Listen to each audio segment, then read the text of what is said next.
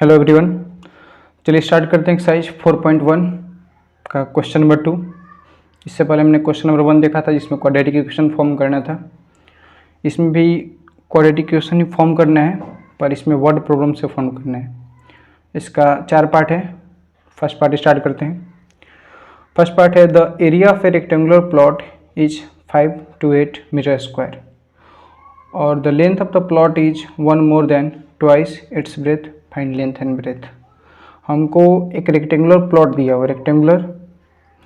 दिया हुआ है, उसका एरिया भी दे रखा है और उसके लेंथ और ब्रेथ में कुछ रिलेशन दे रखा है।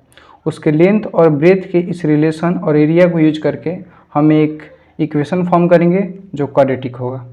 तो स्टार्ट करते हैं। इसमें सबसे पहले हमें एरिया दे के रखा है, area of rectangular plot is 528 metre square. उसके बाद लेंथ और ब्रेथ में कुछ रिलेशन दे रखा है। तो सबसे पहले जो इसका लेंथ है वो ब्रेथ पे डिपेंड कर रहा है, 1 more than twice its breadth। तो पहले हम ब्रेथ मानेंगे, तो लेट ब्रेथ भी x मीटर और इसका जो लेंथ का सिचुएशन है, length is equal to 1 more than twice its breadth, मतलब जो ब्रेथ है उसके दो गुना करके उसमें एक जोड़ दो तो लेंथ के बराबर आएगा। मतलब 2 into इसका लेंथ x + 1 और तब ये इसका ब्रेथ हुआ। और आपको पता है कि जब लेंथ और ब्रेथ किसी रेक्टेंगल का पता हो तो उसका एरिया क्या होता है, तो उसका एरिया हो जाता है, area is equal to length into breadth. तो हमारे पास इसका लेंथ कितना है, 2x + 1 और इसका ब्रेथ कितना है, x। और हमें इसका एरिया दे रखा है, ये जो लेंथ इंटू ब्रेथ है उसका एरिया दे रखा है कितना, 528 मीटर स्क्वायर। बस इसी को हमें सॉल्व कर देना है।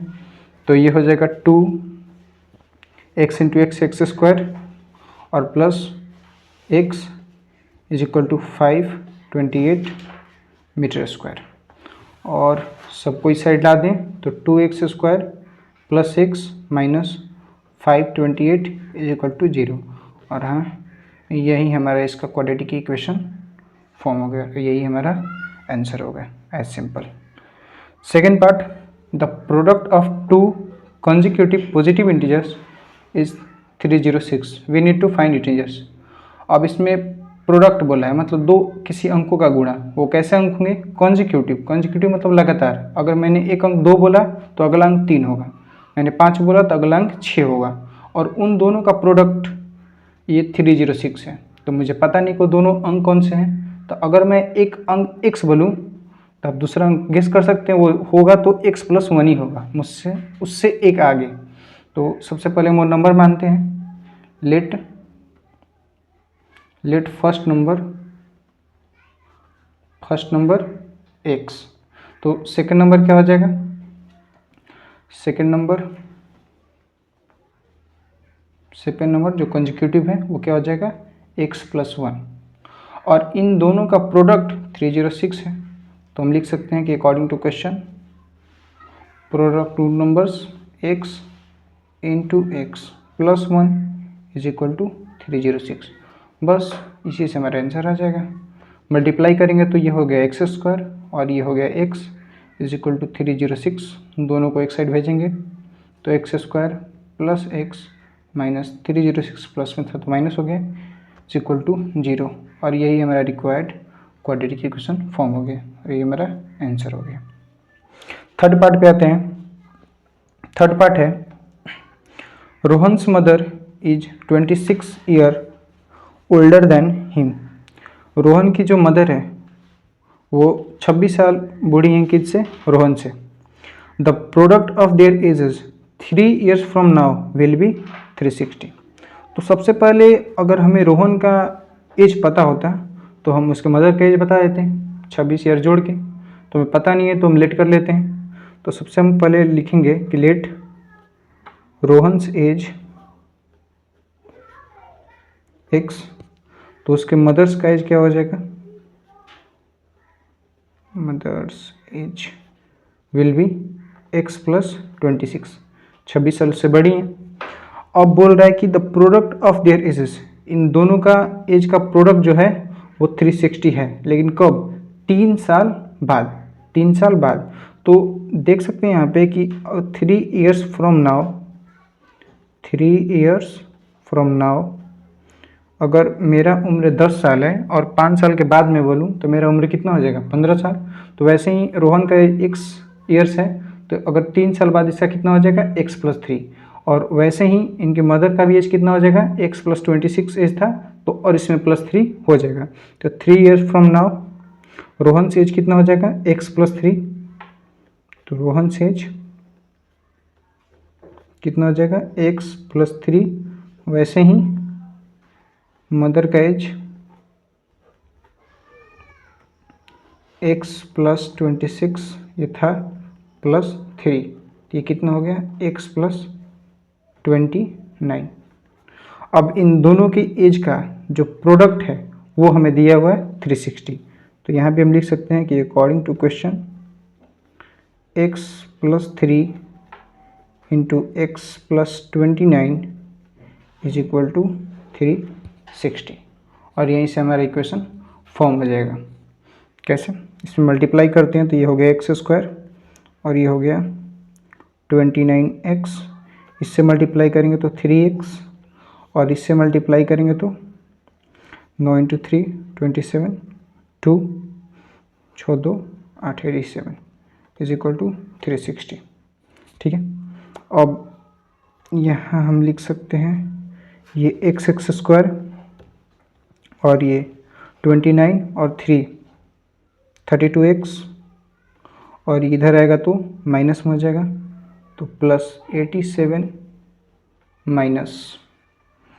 360 इज इक्वल टू 0। तो इसका फाइनल होगा x² + 32x, और ये माइनस में हो जाएगा 223 इज इक्वल टू 0, और यही हमारा रिक्वायर्ड क्वाड्रेटिक इक्वेशन हुआ इस क्वेश्चन का।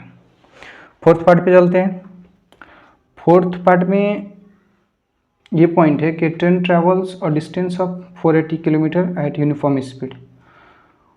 एक ट्रेन जो ट्रैवल करती है वो 480 किलोमीटर प्रति घंटे की रफ्तार से चलती है, जो कि डिस्टेंस ट्रैवल करती है, और यूनिफॉर्म स्पीड से 480 किलोमीटर डिस्टेंस वो ट्रैवल करती है। यूनिफॉर्म स्पीड मतलब कि अगर 2 किलोमीटर स्पीड से चल रही है प्रति घंटे तो वैसे ही चल रही है, उसको बोलते हैं यूनिफॉर्म स्पीड।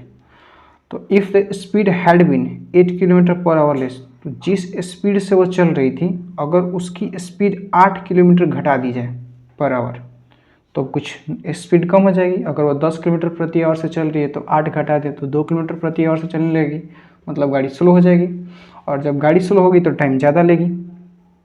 तो हाँ, इस लिखा हुआ है कि it would have taken 3 hours more to cover, तो अगर वो स्लो हो गई तो टाइम ज़्यादा ली 3 घंटे, टू कवर सेम डिस्टेंस, उसी डिस्टेंस को कवर करने के लिए। तो find the speed of the train, तो हमें इसमें उसका स्पीड फाइंड करना है। तो सबसे पहले हम स्पीड मान लेंगे, जो फाइंड करना था actually most of the time वही मानना पड़ता है। तो फाइंड स्पीड ऑफ ट्रेन, तो let speed of the train will be x। अब स्पीड x है तो इसका टाइम क्या हो जाएगा?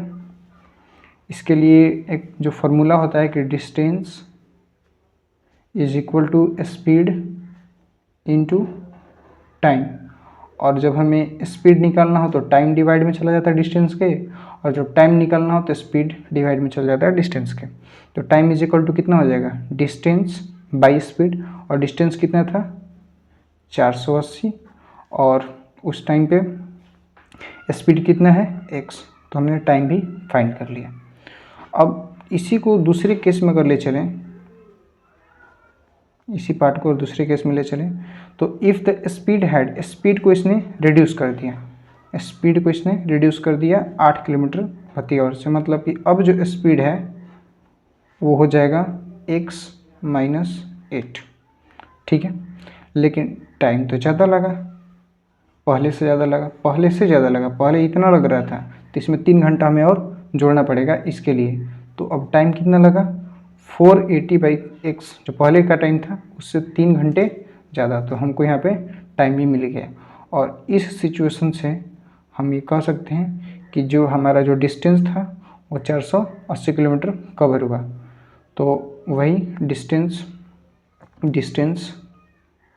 Is equal to speed into time, और डिस्टेंस 480 था, तो पहले हम इसको स्पीड इंटू टाइम को इधर ही लिख लेते हैं। तो स्पीड क्या है, x - 8 इंटू टाइम क्या है 480/x + 3 is equal to distance कितना है 480।